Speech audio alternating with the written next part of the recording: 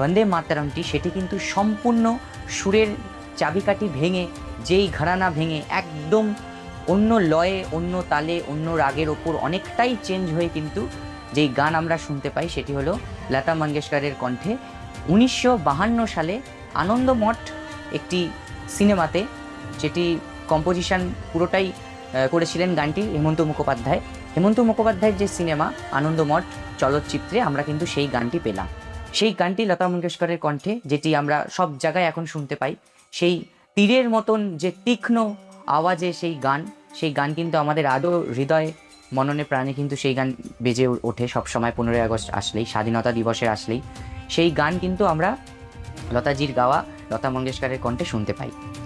দুটো গানে দুটো ভ্যারিয়েশন, দুটো কিন্তু পরিবর্তন একেবারেই আলাদা। এতক্ষণ যাদের যাদের আমরা গান শুনে আসছিলাম, হেমন্ত মুখোপাধ্যায়ের কম্পোজিশনের সঙ্গে কিন্তু সম্পূর্ণভাবে আলাদা। লতা মঙ্গেশকরের গান আপনারা সবাই শুনেছেন। গানটি যদি মনে করেন না শোনেননি, তাহলে আমি 2 লাইন গাওয়ার চেষ্টা করছি। বন্দে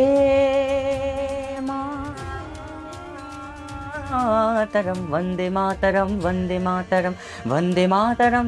এই যে গানটির সুরটি আপনারা শুনলেন, এই গানের সুর কিন্তু লতাজি গিয়েছিল, এবং এটি কিন্তু অত্যন্ত পরিমাণে সেই সময় 1952 সালের পর থেকে কিন্তু যে শিলমোহর, যে পৃথিবীর 10টি গানের সেরা গানের মধ্যে কিন্তু এই গান জায়গা পেয়ে যায়, এবং প্রচুর জায়গা